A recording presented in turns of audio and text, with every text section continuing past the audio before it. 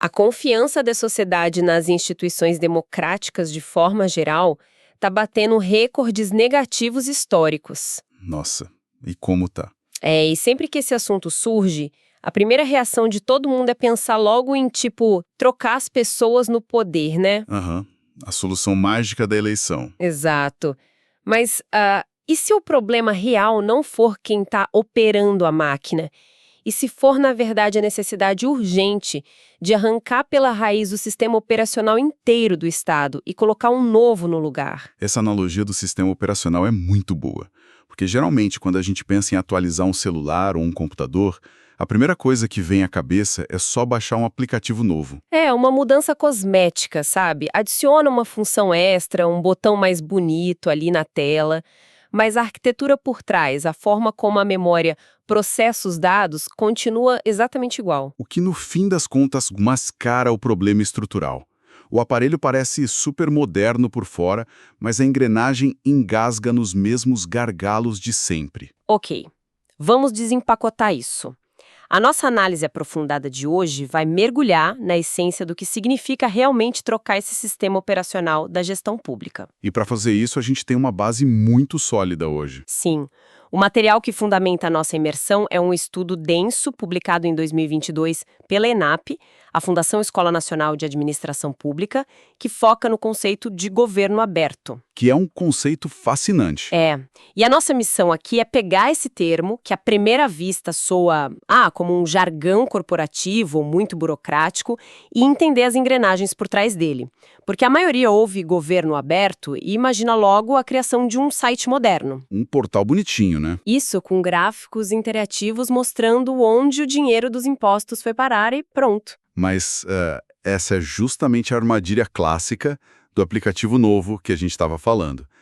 A definição real, que é validada por organizações globais tipo a Organização para a Cooperação e Desenvolvimento Econômico, a OCDE, crava que governo aberto é, na verdade, uma cultura de governança. Uma ruptura completa de paradigma, então. Totalmente.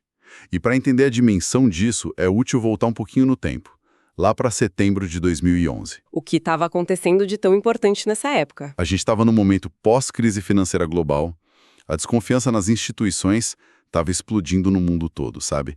E, ao mesmo tempo, a tecnologia de dados ganhava uma escala sem precedentes. O cenário perfeito para uma mudança drástica. Exato.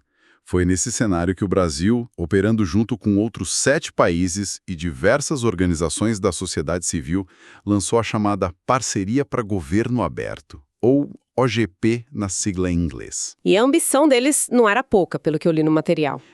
Nem um pouco. O objetivo inicial era usar essa explosão tecnológica não apenas para jogar dados na internet, mas para aumentar a disponibilidade de informações, apoiar a participação cívica genuína e elevar os padrões de integridade. Para forçar uma prestação de contas real. Isso. E para que essa cultura toda não fique só no campo da utopia e realmente entregue inovação e eficiência, o estudo da ENAP sustenta que ela precisa se apoiar em 4 pilares inegociáveis. 4 pilares... Tá, e o primeiro deles é a base de tudo, né? A transparência. Exatamente. O pilar mais famoso, mas também o mais mal compreendido. Porque aqui é preciso fazer uma distinção urgente para quem está ouvindo a gente. Transparência não é tipo escanear 5.000 páginas de um contrato, transformar num PDF completamente legível e jogar num portal obscuro do governo. Nossa, não mesmo. Isso é quase uma ofensa à transparência. Pois é. O acesso à informação que é gerada com dinheiro público é um direito, não é um favor do Estado. E a dinâmica dessa entrega da informação muda tudo. O texto divide esse pilar de forma bem pragmática em 2 frentes. Primeiro, existe a transparência passiva. Que é quando o Estado responde a um pedido específico que alguém fez, certo? Isso. O cidadão provoca, o Estado responde. Mas o grande motor da mudança de cultura mora na transparência ativa. Que é quando o governo já fornece os dados antes mesmo de alguém ter que pedir. Perfeito. E dentro dessa categoria ativa, surge um conceito muito interessante chamado transparência direcionada. Essa parte é muito visual. Dá para pensar no rótulo nutricional que a gente vê em embalagens de supermercado. Boa analogia. Porque, pensa bem, O governo não é dono da fábrica de biscoitos. Ele não cria a embalagem, mas ele obriga a indústria a destacar ali, em letras garrafais, quanto de açúcar ou sódio existe ali dentro. E a intenção primária não é só informar por informar, né? Exato, é intervir na realidade, é mudar o comportamento de quem consome, induzindo decisões mais saudáveis. Quando a transparência direcionada é aplicada ao setor público, a lógica é idêntica. Como assim, na prática? Tipo, publicar ativamente as filas de espera de hospitais públicos na internet ou os índices de aprovação das escolas municipais, isso cria uma pressão imediata para que os gestores melhorem esses indicadores. A informação aberta atuou quase como um regulador natural do próprio sistema. O que é fascinante aqui é que isso nos leva diretamente ao braço estrutural dessa transparência toda no Brasil, que é a LAI, a Lei de Acesso à Informação, criada também em 2011. A famosa LAI. Sim. E olha, antes da LAI, a mentalidade burocrática tratava a informação como se fosse uma propriedade privada do Estado. Era um cofre fechado. Basicamente, o cidadão que quisesse acessar um documento precisava quase implorar e justificar o motivo com 1000 carimbos. A LAI inverte essa chave de uma forma radical. A regra de ouro passa a ser: o acesso à informação é a regra absoluta. E o sigilo vira a exceção. Exatamente. E tem mais, ninguém, em hipótese alguma, precisa explicar por que está pedindo um dado. O serviço é totalmente gratuito e amarrado a prazos muito rígidos. Qual é o prazo exato que o documento cita? O órgão tem 20 dias para responder, com a possibilidade de prorrogar por mais 10, desde que isso seja muito bem justificado. Tá, mas para um pouco. A regra diz que a máquina pública tem 20 dias para responder qualquer pedido de qualquer pessoa. Pensando de forma bem prática, o que impede um grupo mal-intencionado, tipo um concorrente numa licitação, ou até um adversário político, de fazer um ataque cibernético analógico? Como assim? Aquele bombardeio sistemático de, milhares de pedidos hipercomplexos só para travar o expediente de uma prefeitura inteira. Sabe, se o acesso é a regra e não precisa justificar, o município não entraria em colapso tentando responder tudo? É uma excelente pergunta, mas o mecanismo tem defesas contra isso. O material lista as exceções e a própria legislação delimita o que deve ser respondido e o que pode ser legitimamente negado. Ah, então não é uma festa sem regras. Não, de jeito nenhum. Primeiro, para evitar essa paralisia institucional que você mencionou, existem regras claras contra pedidos considerados desproporcionais ou genéricos. Dá um exemplo de um pedido genérico. Tipo, se alguém solicitar: eu quero todas as atas de reuniões, e-mails e trocas de ofícios entre o Brasil e o Chile nos últimos 50 anos. Nossa, isso é humanamente impossível de juntar em 20 dias. Exato. Atender a isso exigiria desviar dezenas de servidores das funções normais deles por meses a fio. Nesses casos, o Estado tem o dever de negar. A resposta é uma negativa acompanhada de uma orientação para que a pessoa refine e limite o escopo da busca. Entendi. Então há um filtro de viabilidade. Sim. E há também os filtros de proteção. A transparência bate no teto quando ela ameaça outros direitos fundamentais ou a segurança nacional. Como dados pessoais, eu imagino? Precisamente. Dados pessoais não são públicos e são protegidos pela LGPD, a Lei Geral de Proteção de Dados. Ela cria um escudo sobre o que é do indivíduo, enquanto a LAI joga a luz sobre o que é do Estado. Elas atuam em harmonia. Faz todo sentido. E o que mais fica de fora? Inquéritos em segredo de justiça, claro, e informações classificadas. Aquelas coisas de filme, ultra secreto. Quase isso. Informações cujo vazamento colocaria a soberania do país em risco possuem restrições de tempo. Elas podem ser classificadas como reservadas por 5 anos, secretas por 15 anos ou ultra secretas por 25 anos. Ah, então tem um prazo de validade para o sigilo. Muito interessante. E já que a gente estava falando sobre trocar um sistema operacional no início da nossa conversa, dá para aprofundar um pouco mais essa metáfora agora? Vamos lá. Se o Estado fosse um gigantesco software de código aberto, a transparência seria justamente garantir que qualquer pessoa pudesse ler o código-fonte, né? Todo mundo pode ver as linhas de programação, os orçamentos, os contratos. Uma baita evolução por si só. Sem dúvida. Mas de que adianta ver o código se quem descobre um erro ou quem tem uma ideia brilhante para uma nova funcionalidade não puder sugerir melhorias? Temos os dados transparentes, temos os ingredientes. Mas de que adianta ter os ingredientes se as pessoas não podem entrar na cozinha para cozinhar? Ver o problema sem poder agir gera apenas frustração. O que nos leva perfeitamente para o segundo pilar do material. Isso, a participação social. Não basta disponibilizar os dados, é preciso deixar a sociedade entrar na cozinha e enviar suas linhas de código para melhorar a máquina. É a evolução de um modelo onde o Estado apenas informa de cima para baixo para um modelo onde a sociedade atua ativamente na formulação de soluções. O estudo da ENAP explora isso através de um espectro de participação. Um espectro, então não é 8 ou 80. Não é um botão binário de participa ou não participa. A OCDE e o IAP trazem níveis de profundidade. O degrau mais básico é a simples informação, onde o governo só avisa o que vai fazer. Tá, e o que vem depois? Um pouco acima vem a consulta.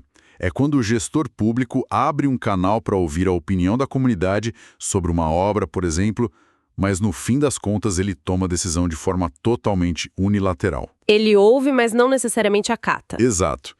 O objetivo final do governo aberto, no entanto, é atingir o nível mais alto desse espectro, o empoderamento ou o engajamento. E como funciona esse nível máximo de engajamento na prática para o cidadão comum? Nesse cenário ideal, a sociedade entra na engrenagem desde o momento zero. A população ajuda a diagnosticar qual é o problema prioritário, cocria as possíveis alternativas junto com os técnicos do governo, tem peso real na tomada de decisão e, depois que o projeto é implementado, ainda participa da avaliação dos resultados. É uma imersão total no ciclo da política pública. Sim. E o ganho de inteligência coletiva para o Estado é incalculável, porque governos, por maiores que sejam, têm quadros técnicos limitados, eles operam sob restrições de orçamento severas e lidam com pressões gigantescas todos os dias. Ninguém dá conta de tudo sozinho. Exato. Quando abrem as portas para essa colaboração profunda, eles passam a utilizar o cérebro coletivo de universidades, de especialistas do setor privado e das organizações sociais. Sabe um exemplo fascinante de como essa transparência de código se une à participação que eu lembrei lendo o material? Os hackathons focados em dados públicos. Os hackathons são fantásticos. São demais. Para quem não conhece, são tipo maratonas de programação. O governo libera umas bases brutas, gigantescas e super complexas, tipo, com os históricos de GPS de todos os ônibus do transporte público municipal. Dados que o cidadão comum nem saberia como abrir no computador. Isso. Aí um grupo de desenvolvedores independentes passa um fim de semana inteiro mergulhado naqueles dados abertos e na segunda-feira de manhã eles entregam um aplicativo leve, intuitivo, que avisa com precisão de minutos que horas o ônibus vai chegar na parada de cada bairro. O que é incrível, porque o Estado não precisou contratar uma empresa de tecnologia caríssima por fora. Exatamente. E a sociedade resolveu um problema real usando a própria matéria-prima estatal. É a cocriação na sua forma mais pura e prática. Mas, e aqui entra um ponto crítico do estudo da ENAP, existe uma pré-condição absoluta para que qualquer coisa assim ocorra, e ela é frequentemente ignorada. Qual é o alerta que eles fazem? O material bate muito forte na ideia de que nenhum modelo de participação, seja um conselho municipal de saúde, uma audiência pública sobre plano diretor, ou mesmo um hackathon sobre Rafa-Tés, sobrevive sem o chamado espaço cívico. E espaço cívico, para quem está tentando visualizar isso, o que compõe concretamente esse espaço? É o ecossistema legal, institucional e cultural que garante que qualquer pessoa ou organização possa buscar informações, se reunir pacificamente e expressar suas opiniões na esfera pública sem sofrer absolutamente nenhuma retaliação. E quando você diz retaliação, abrange muita coisa, né? Tudo. Intimidação física, assédio judicial ou retaliação por questões de classe, etnia ou orientação sexual. Nada disso pode existir num espaço cívico saudável. Porque se o espaço cívico é corroído ou atacado pelo próprio Estado, a participação popular se transforma, sei lá, num teatro macabro. Uma fachada. O governo finge que escuta, Mas as únicas vozes que conseguem chegar até as mesas de decisão são daquelas pessoas que já concordam com o poder ou que têm capital financeiro para se blindar. Isso estabelece uma relação de causa e efeito muito nítida com o terceiro pilar do documento. Voltando de novo para a nossa analogia da cozinha ou do software.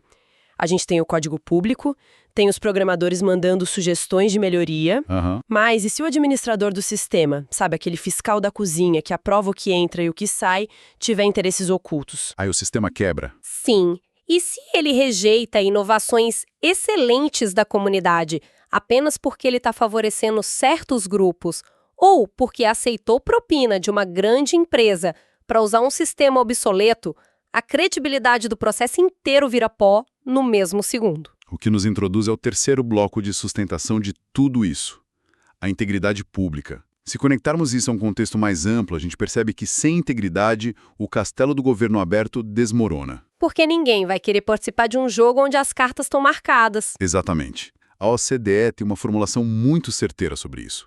A integridade não é apenas sobre não roubar. É muito mais do que isso. É sobre o alinhamento inabalável de valores para priorizar o interesse público acima dos interesses privados em todas as ações estatais.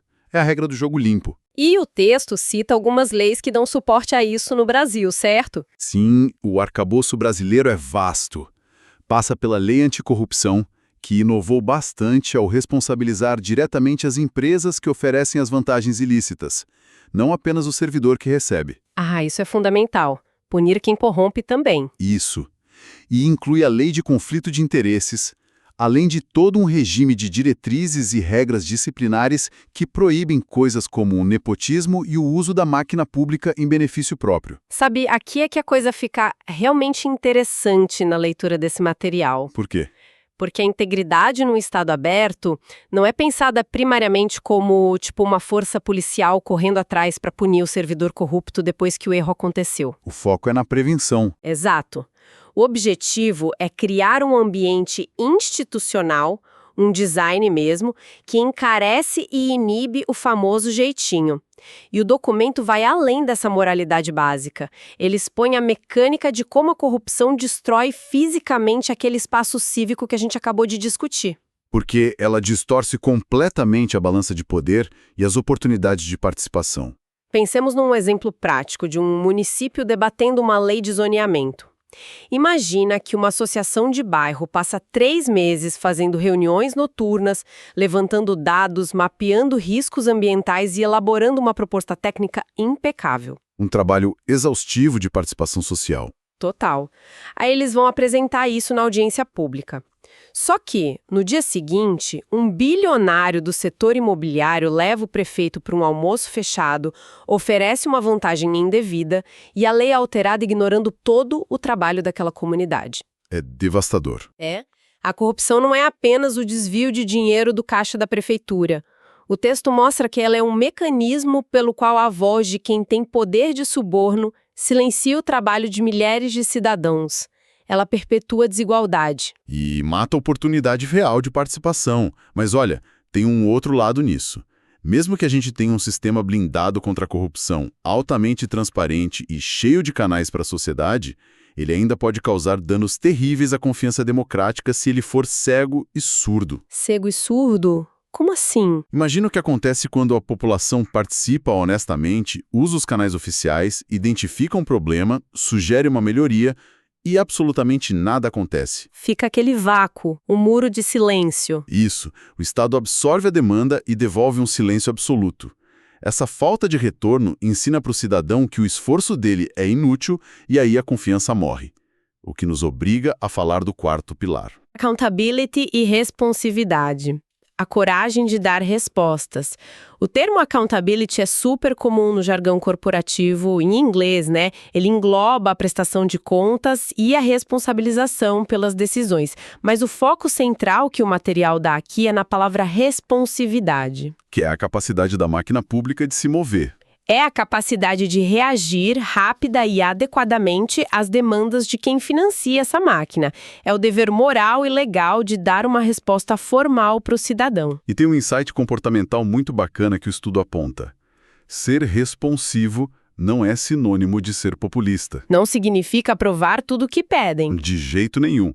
A verdadeira responsividade significa dar um retorno técnico, justificado e transparente, mesmo quando a resposta é um não. Dizer não com embasamento. Sim. Se um conselho comunitário sugere construir uma linha de trem e a prefeitura analisa e responde publicamente, demonstrando com base em estudos do solo e restrições de orçamento que aquilo é inexequível agora, o processo funcionou. A demanda foi ouvida e o governo atestou isso. O processo ganha credibilidade. A pior resposta do Estado, então, não é o não. É deixar a pessoa no vácuo. Com certeza. O vácuo burocrático destrói a confiança. E a tecnologia ajuda muito a combater esse vácuo, né? O texto menciona a unificação de fluxos para gerir esse diálogo, dando destaque para a plataforma Fala.br. O Fala.br foi um salto gigantesco do governo federal. Historicamente, se alguém tivesse uma dúvida sobre vacinas, enviava um pedido pela LAI. Se visse um lote de vacinas vencidas, tinha que caçar o telefone de uma ouvidoria específica do Ministério da Saúde para fazer uma denúncia. Era um labirinto. O cidadão precisava conhecer o organograma inteiro dos ministérios. Sim, o Fala BR pegou tudo isso, os pedidos de acesso à informação, as denúncias, as reclamações, as sugestões e unificou debaixo de um mesmo guarda-chuva digital. A pessoa insere a demanda e o sistema roteia para o lugar certo e gera um protocolo com prazo. O que resolve um problema central, a rastreabilidade. Fica impossível esconder uma denúncia na gaveta sem que o sistema dispare alertas. Agora, analisando essa estrutura inteira que a gente debateu, transparência ativa, engajamento profundo da sociedade, blindagem de integridade, sistemas unificados tipo o Fala BR, soa tudo perfeito no papel. Mas parece cenário ideal para um governo federal cheio de servidores super qualificados e orçamentos bilionários. A dúvida que fica para quem está ouvindo é: como isso não vira uma utopia quando a gente olha para a realidade de um município pequeno, que mal consegue fechar a folha de pagamento do mês? essa é a grande questão da implementação local, que é o quinto bloco do nosso material. Os mitos gerenciais. Vamos quebrar esses mitos. É muito comum ver prefeitos e gestores municipais paralisados diante desse termo governo aberto. O documento lista e rebate essas resistências. O mito 1, claro, é: não temos dinheiro para isso. E qual é a realidade? A realidade é que muitas medidas são de baixíssimo custo. Plataformas de transparência e ouvidorias usam frequentemente tecnologia grátis de código aberto. E mais, publicar dados abertos e convidar a população para inspecionar não é um gasto extra, é um investimento que previne fraudes e desperdícios. A transparência se paga. E qual é o segundo mito?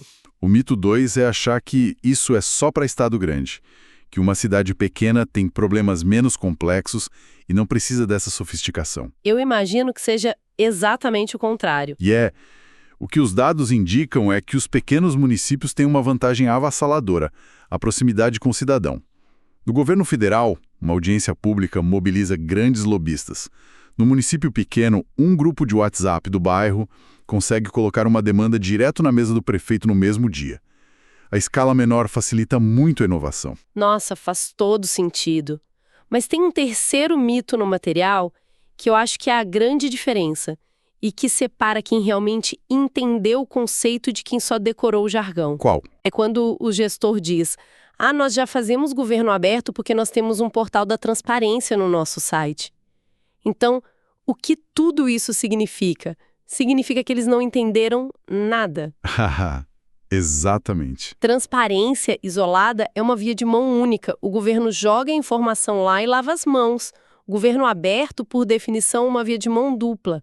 Requer que a máquina estatal admita com muita humildade que não tem todas as respostas e que precisa desesperadamente da mão de obra e da perspectiva da sociedade para resolver problemas complexos. Se não for mão dupla, é só uma vitrine bem iluminada de uma loja que está trancada. É o resumo perfeito de tudo que a gente destrinchou hoje. Governo aberto é uma mudança de cultura sistêmica. Participação real da sociedade, não só ouvi-la de forma passiva, integridade absoluta para nivelar o jogo e a obrigação inegociável de responder às demandas, de ser responsivo. E o benefício final disso tudo é um Estado muito mais eficiente e o resgate daquela confiança democrática que a gente falou lá no começo. Mas isso levanta uma questão importante, uma semente final que o próprio texto da OCDE planta. Qual semente? O conceito está evoluindo rápido. A gente já está deixando de falar só em governo aberto para começar a falar em Estado aberto. O documento argumenta que essa cultura deve transbordar as secretarias do Poder Executivo e englobar o Poder Legislativo, o Poder Judiciário e as instituições independentes. Uau! É elevar a régua para todo mundo. Ficou o convite para quem nos ouve imaginar isso. Como seria o nosso dia a dia se os tribunais de justiça e as assembleias legislativas também passassem a operar sob esses mesmos padrões radicais de transparência ativa, dados abertos interoperáveis, cocriação de decisões com a sociedade e responsividade direta? Como essa engrenagem funcionaria na prática? Ia ser muito mais do que trocar o sistema operacional. Seria desplugar a matriz inteira de energia velha e ligar numa fonte nova. A gente fica por aqui com a nossa imersão de hoje. Fica a reflexão de como os dados que pertencem à sociedade podem e devem ser usados para moldar o nosso futuro. Continuem curiosos e lembrando que as portas da gestão pública deveriam estar sempre destrancadas. Até o nosso próximo mergulho.